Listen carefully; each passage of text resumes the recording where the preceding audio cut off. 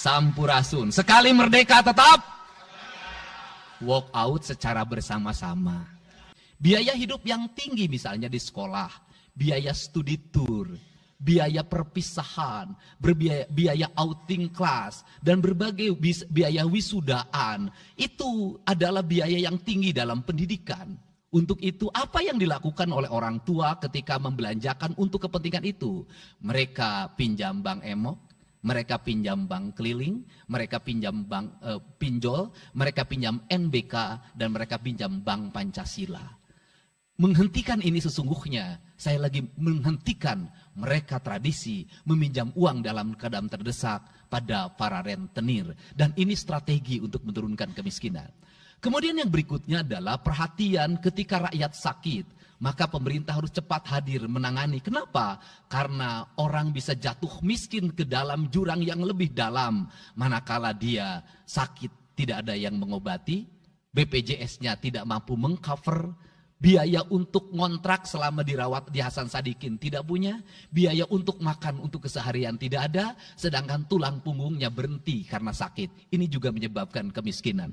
Kemudian yang berikutnya, kemiskinan terjadi karena rusaknya sumber daya alam, air yang hilang, sumber penghidupan yang hilang, sumber energi yang hilang, sumber protein yang hilang, sumber kalori yang hilang di lingkungan berupa kerusakan lingkungan, itu akan melahirkan kemiskinan. Maka alam yang tertata sesungguhnya adalah bagian dari upaya untuk menjaga kemiskinan.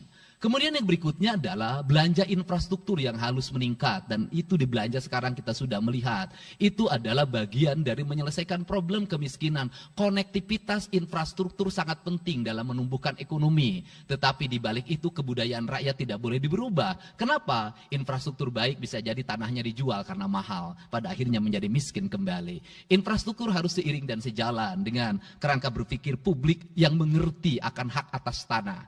Kemudian yang berikutnya adalah pengendalian penduduk. Booming penduduk di Jawa Barat relatif besar. Untuk itu harus dibuat berbagai upaya untuk menyelesaikan problem kependudukan. Saya berkali-kali bercerita bagaimana di Majalengka saya bertemu dengan sebuah keluarga yang tinggal di kontrakan, yang ayah dan ibunya tidur ketika jam 11 siang dan anak-anaknya berjualan di alun-alun. Jumlah anaknya 11, dan ketika saya berkunjung ke tempat kontrakannya sudah hamil lagi yang ke-12. Ini problem. Dan itu saya kemudian di Cirebon, saya berkunjung pada sebuah rumah yang listriknya baru dinyalakan lewat program Provinsi Jawa Barat. Rumahnya itu ternyata anaknya sudah 4. Padahal dia baru saja menyelesaikan rumah dari pinjaman senilai 25 juta. Dan itu pun belum selesai dan rumahnya 1 kamar. Ketika keluar dari rumah itu saya bertemu dengan seorang bapak yang meminta kepada saya untuk ber-KB. Anaknya sudah 7. Dia tak mau lagi untuk anak yang ke-8. Saya katakan bahwa jumlah anak sangat identik dengan problem kemiskinan. Betul, kemiskinan tidak akan bisa diselesaikan dengan hanya mengatur kelahiran, tetapi setidaknya pengaturan kelahiran adalah bagian dari untuk menekan angka kemiskinan. Dan yang terakhir adalah dari seluruh rangkaian ini adalah belanja pemerintah harus menjadi stimulus bagi kepentingan masyarakat. Maka jumlah-jumlah proyek harus terus segera digulirkan, digelontorkan menjadi kegiatan publik sehingga banyak orang yang kuli, banyak orang yang nyapu, banyak toko-toko yang buka, semen terjual, besi terbeli, dan kemudian regulasi ekonomi berjalan. Warung-warung bisa menjadi tempat para kuli siang hari makan siang. Dan ini adalah bagian dari strategi stimulus ekonomi yang digulirkan oleh pemerintah, itu memiliki sumbangsi terhadap 12% pertumbuhan.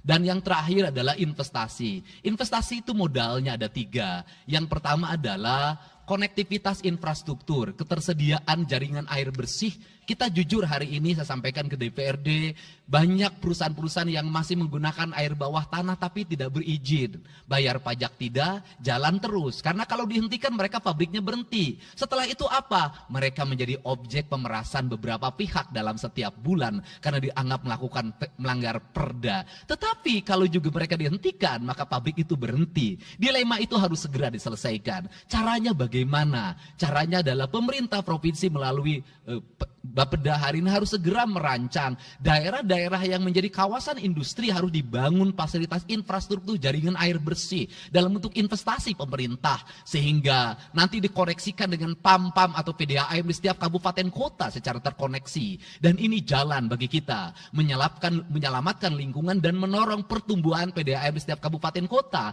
Karena apa? Karena angka pembayaran yang dilakukan oleh industri jauh lebih baik dibanding angka rumah tangga dan angka-angka layanan sosial lainnya. Itu yang pertama. Yang kedua adalah tumbuhnya iklim investasi di mana masyarakat merasa nyaman. Investor merasa nyaman ketika perizinannya cepat. Saya memberitahukan ya bahwa di Indramayu ada pabrik sepatu yang selama 2 tahun tidak mau buka hanya karena perizinan lingkungan hidupnya belum kelar. Saya ngambil langkah pasang badan, lakukan pembangunan karena itu menyerap 8.000 tenaga kerja. Kemudian di Cirebon juga seperti itu, banyak perizinan yang menggantung bertahun-tahun. Hari ini saya janjikan dalam 1 bulan ini seluruh perizinan di Jawa Barat tuntas dan selesai. Dan saya meminta kepala BPM TSP menjadi VR pemerintah Provinsi Jawa Barat untuk senantiasa tiap hari melihat data dan dokumen di setiap kabupaten kota. Mana yang terlambat, mana yang mengalami hambatan. Kemudian yang berikutnya adalah kenyamanan dalam berusaha. Kenyamanan dalam berusaha adalah keterangan para investor dan lingkungan masyarakat terhadap berbagai aksi gangguan dari orang yang mengatasnamakan diri preman. Untuk itu hari ini kita cukup bersyukur di Jawa Barat, peristiwa ini sudah hampir tidak ada. Kapolda kalau dengar ada preman, hari ini turun termasuk ke Garut, dengar ada preman, Kapolda turun. Ini semua stakeholder sudah bergerak dengan baik, layanan investasi sudah berjalan dengan baik, tinggal satu lagi hambatan investasi adalah masyarakat menaikkan harga tanahnya luar biasa.